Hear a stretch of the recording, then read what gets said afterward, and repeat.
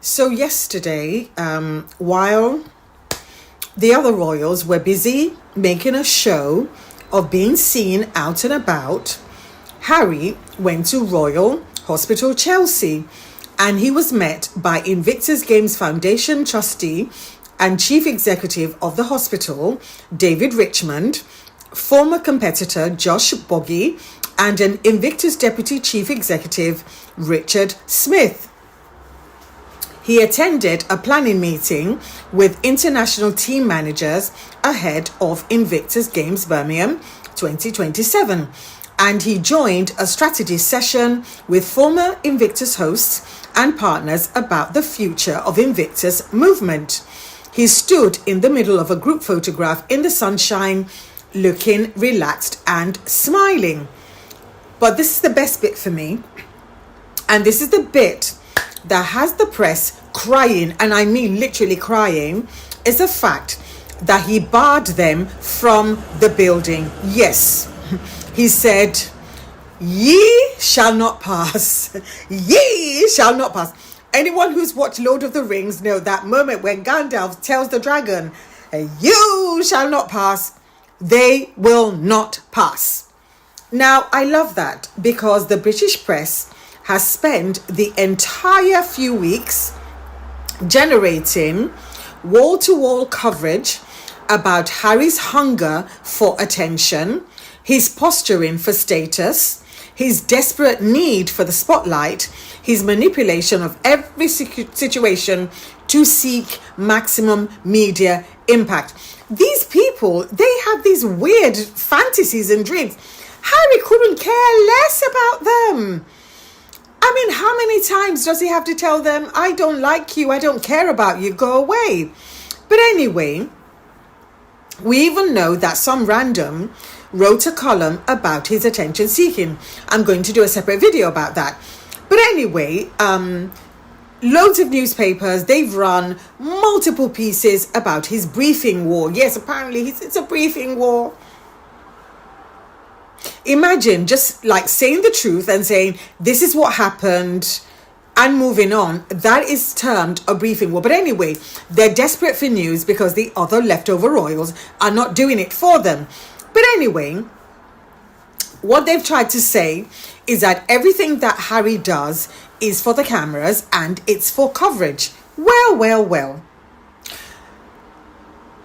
On the day that the Mail decided to do victory laps, and they've been going round and round the track now, and they've been joined by other dastardly publications like them, you would have thought that, okay, they would think, well, this is what they thought. They thought that Harry was going to cower and Harry was going to appease them by inviting them to whatever he was doing. But he decided, "You are not coming into the building," and they were outside and he was inside doing the actual work. Now, the decision to remove press access was attributed because, this is what the hospital said. They said, well, there's a heat wave and the old buildings are a heritage site. So, we can't have too many of you crammed into a room. So yeah, heat wave. So you know what? We want you to burn more. So stand outside in the heat. Just joking. They didn't say that. But they gave the excuse that, well, because it's a heat wave, health and safety. And I love it. I love when they turn the tables on these rats. Because there you are, scurrying to cover Harry when there are other royals out and about. To be honest with you, I don't even know what they're doing. I don't care to know what they're doing. And many people even don't care. Because even the papers themselves, right, they give Harry prominence. And yet the other royals that are so-called out and about and working, they maybe get, if they're lucky, they might get a couple of pages on page 16 or something. So at the end of the day, the practical effect of them being barred was that Harry was able to spend that afternoon with the Invictus team doing proper work. because we have planning meetings, we've got strategy sessions, we've got conversations with team managers before the athletes arrive. So at the end of the day, this is serious work. This is not posturing. This is not wearing a microphone hoping to catch stray conversations that make you look good. This is not that. This is proper work. And Harry has been doing this proper work since 2014. He knows what's involved. This is why he's in London. He is not in London to be fielding stupid questions from useless members of the press. But anyway, at the end of the day, he arrived in Britain alone because his family could not safely join him. And he lost a significant court case in public. But the show is still going on because he went to Chatham House, and thankfully there was a crowd outside. Although somebody tried to lie, literally lied that most of the crowd were just photographers, and somebody was able to pan the crowd. So we saw an actual live video of the crowd outside and telling Harry that they loved him. Harry, we love you! You honestly should have seen the look on these reporters' faces. They were absolutely starving for drama. They lined up outside that Royal Children's Hospital, cameras ready, practically salivating. They genuinely expected Harry to walk through the front doors looking completely defeated, crying over that court ruling so they could splash his sad face all over the front pages. Because let's be real, that's their entire business model, waiting like vultures to catch a high-profile person looking broken. But Harry, the man completely flipped the script. He didn't use the front doors, he slipped right through the side entrance, completely bypassing their little trap. It wasn't just about avoiding the flashing lights. It was a massive, silent power move. He basically told them, "You don't control me and I'm not playing your game." Sometimes saying absolutely nothing and giving them zero footage sends a louder message than holding a whole press conference. By refusing to feed the beast, Harry completely controlled the narrative. He didn't react to their noise. He just went inside to do what he actually came to do. For regular people, this is just a beautiful lesson in handling haters. When people are desperately waiting for you to trip up and react, the best thing you can do is leave them on red. The press wanted a circus, and Harry gave them an empty parking lot. They were left standing outside in the cold with their cameras, completely stunned, while Harry was inside putting smiles on kids' faces. You love to see it. Let's talk about the absolute pure comedy of this entire situation, because the irony is hitting on a whole different level. The British press spent the entire week getting their pens ready, salivating at the thought of pumping out endless trashy articles. They had their whole script lined up. Look how irrelevant Harry is. Look how desperate he is for attention.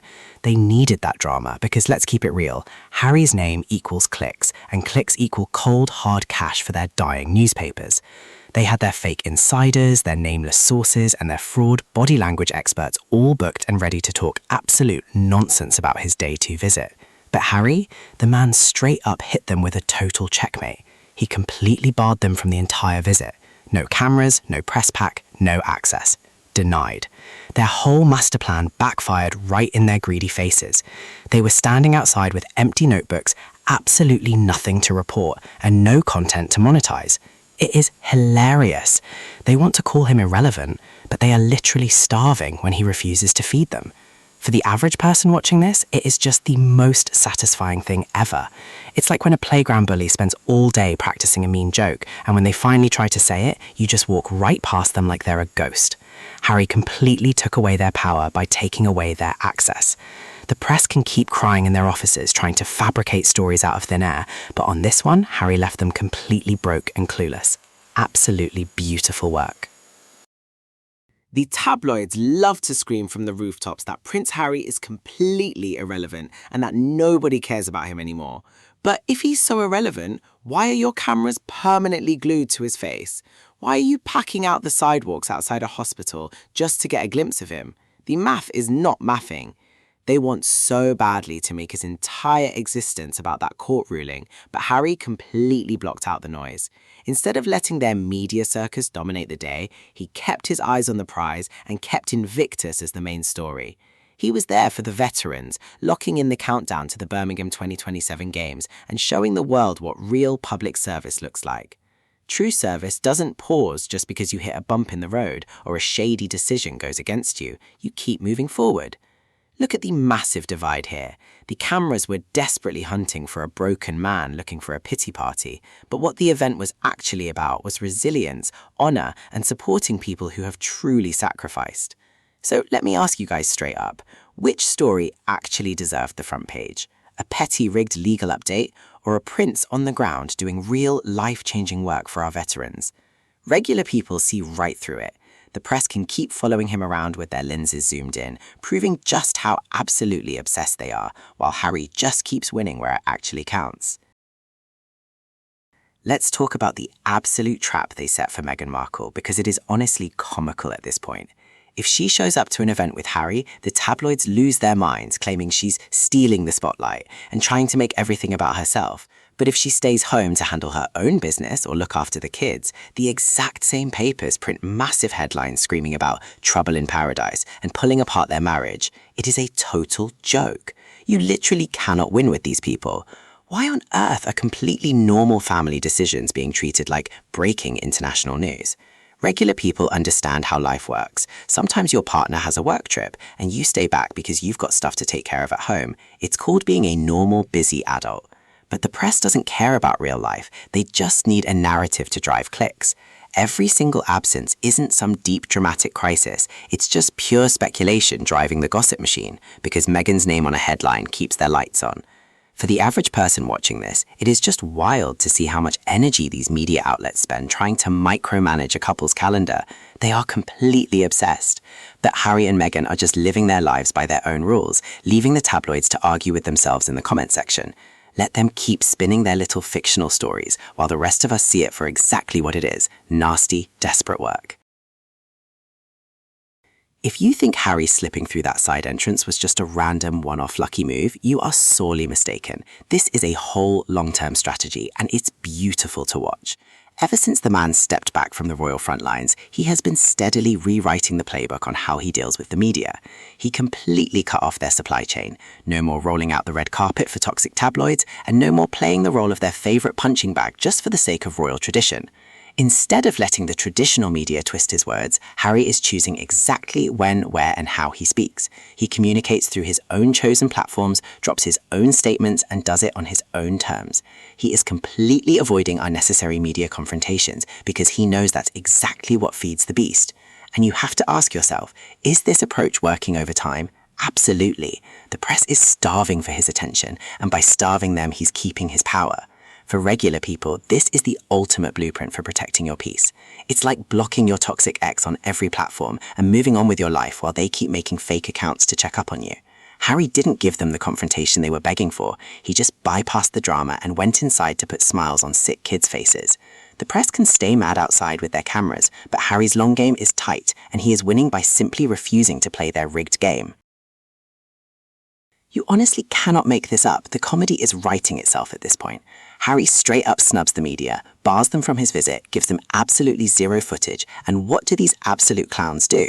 They still go ahead and publish entire front-page articles screaming about how he evaded the press.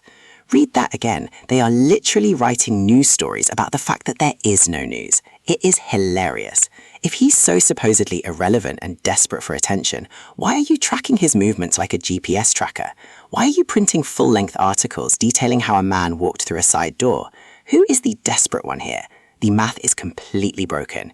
It's like an obsessed ex who gets blocked on everything, gets left on red for a month, and then goes around telling everyone, look how desperate they are, they won't even talk to me. It is pure, unfiltered delusion. For regular people watching this, it is the ultimate proof of who actually holds all the cards. The tabloids are completely hooked on Harry. He is their entire content strategy, their main source of clicks, and their biggest paycheck. He gave them an empty parking lot and they still try to turn it into a thriller movie. You have to laugh at the sheer desperation. Harry is out here living his life completely unbothered, while the entire UK press pack is outside crying into their notebooks because they got outsmarted by a side entrance. Absolute checkmate. Thank you all for watching. I am your host, Miles. If you love seeing the desperate press pit completely humbled, smash that subscribe button and join the family. Help us reach 3,000 subscribers and click that join button to become a channel member today. Drop your thoughts below and I'll see you in the next one.